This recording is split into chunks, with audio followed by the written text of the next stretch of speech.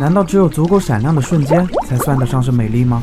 第一次盛装打扮参加毕业典礼，等了好久的假期和喜欢的人看日出，这些瞬间确实在记忆里足够耀眼。可是当这些耀眼的瞬间褪去，我们却总是忘记我们会长痘，我们会烦恼，我们的常态是大多数的普通。其实每天认真上班的你也很美，其实每次淡妆出门的你也很美。偶尔增加一点新意，就会是精致有趣的一天。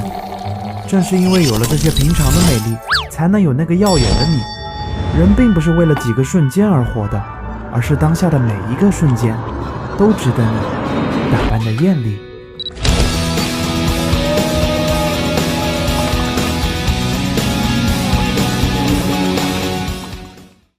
对不起啊，忍者，我好像不能跟你一起拯救世界了。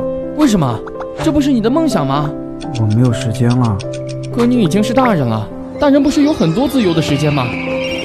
但我有好多事情要做，要努力工作，照顾家人，给他更好的生活。那好吧，老爱的为你感到开心。唉，还是变成了一个平凡的大人呢。怎么才是不平凡呢？像你一样啊，和幻影忍者伙伴一起战胜邪恶，拯救世界。但你都做到了呀。哎，你和家人好友互相鼓励，共同奋斗。你刚拿到了年终奖金，给爸妈买了最好的补品，和他过了最浪漫的一个节日。你愿意去探索未来的可能性，这怎么能一样呢？我们的世界本来就不一样啊！你的世界里没有魔王，也没有神器，打败魔王听起来确实很酷。但以勇气为酱的你，和所爱之人互相陪伴的你，愿意去为未知的将来奋斗的你，就是你所在世界里的勇士啊！啊，可是不能和你们一起去冒险了，还是很遗憾啊。如果只想着我们得不到的东西，就无法看清我们所拥有的东西。那以后我把你们忘记了怎么办？没关系的，少年，你只是换了一场冒险。记得回来这里看看我们一直都在。人这时刻也算你一个，带着热血与勇气，去面对现实中更大的冒险吧。一直以来，我都想成为一个伟大的画家，画一个人人都不会说话的世界，因为我讨厌有些人在我身边发出的声音。你这样那么成功，画家可没一个你这样的。起初我并不在意的，但越来越多声音出现后，我也就信以为真了。于是我开始学习画家们的一切行为、一切经历，甚至是生活。我尝试过面壁，锁住双手，而后又开始给石头涂上白色，再一一对齐它们。又或者坐在高处烦恼。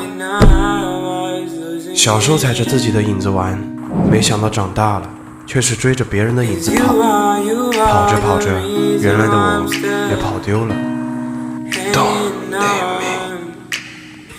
烦恼时我就去江边散步，但我到达第96盏路灯的时候，我就会停在那里看看风景，并不是因为风景多好看，而是我觉得我成功的走了很远。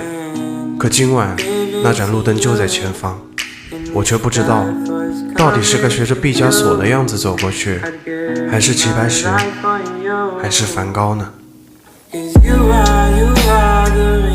？8点钟，小时候的8点钟呢，是吃妈咪做的爱心营养早餐时间。可现在的8点钟是无情老板规定的上班时间。没有人会喜欢现在，过往总是比当下更迷人。所以我决定拟定一个回到以前计划。我开始学着小时候的样子。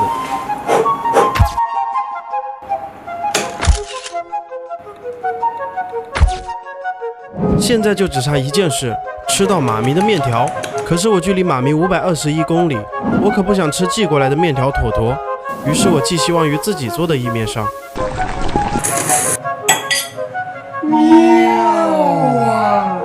虽然不是妈咪的味道，但包裹着番茄酱汁的意面接触到舌苔的那一刻，我的味蕾产生了极大的愉悦感。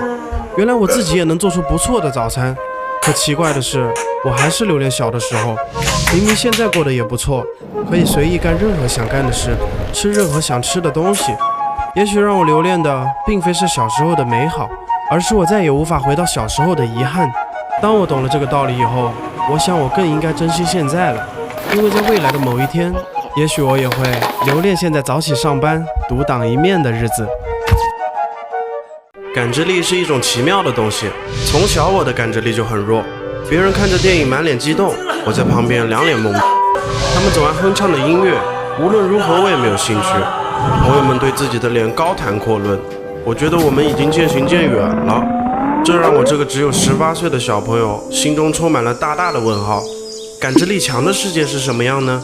基底的感知力就很简单了，一瓶娇韵诗双萃精华就搞定，细胞与细胞间更紧密的协作，肤质问题有所改善。基底感知力被解决后，接下来就是内在感知力了。要想感知到更多情绪，就必须得有更多经历。于是我努力把自己最真实的内心给更多人看。果不其然，背叛、欺骗、绝望、伤害，很快就出现在了我的生命中。我原以为内在感知力和基底感知力一样，都会带来好的结果。可内心的感知力越强，所感受到的痛苦也越来越强。看个电影，听首音乐，竟然开始流下又咸又涩的泪水。这样下去可不是办法，所以我试着把自己感受到的情绪做成视频，写成日记。毕竟敢直面痛苦，与痛苦侃侃而谈的人，才是真正伟大的艺术家呀。这个世界每个人都在双标，妈妈嘴上说着你终于长大了，不用我操心了，却还是总发一些有的没的文章。这天我来到了已经2个月08天没去过的拳馆，只不过这一次我拿起的不是拳套，而是纸和笔，因为我的教练是个著名的双标怪，同时也是拳馆的老板。教练的拳头很重，特别重，重到沙包都忌惮他30分，但递传单的时候很轻，特别轻，轻到路人拍一拍就掉了。一向对自己身材严格要求的他，却在有客户的酒桌上胡吃海喝。年少的他会因为不讲道理的争吵出拳，可有天房东过来胡搅蛮缠的收租，你他妈有本事去别的地方开啊，涨了就涨啊，臭打拳的。于是他攥紧了拳头，狠狠地挥向了沙包。这次他还是双标了，我笑着说他老双标怪了。为了生活嘛，你不也是吗？哦，你这个反问，我并不是在博取你们的同情。我想说的是，生活这2个字拆开就是生存和活着。真的往上，为了生存而活着并不可耻。我为我们的双标感到光荣无比。828人气小店，一起听听他们的故事。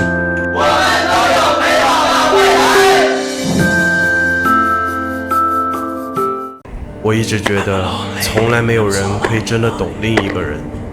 那天本来打算好了和好兄弟一起去乡下闭关学习，可突然收到浙江卫视的节目邀请。那可是综艺啊，有你儿子就可以找得到，我们马上不同意。哎，他还是不懂我。没关系啊，毕竟这个世界上没有谁会真的懂谁。我们应该把时间放在内容上，而不是参加综艺。如果说固执的人不被人喜欢，那我愿意一个人走。等等，那里可能会有和你一样的人。一样的人就意味着一样的思维方式，有一样的思维方式，怎么会不懂对方呢？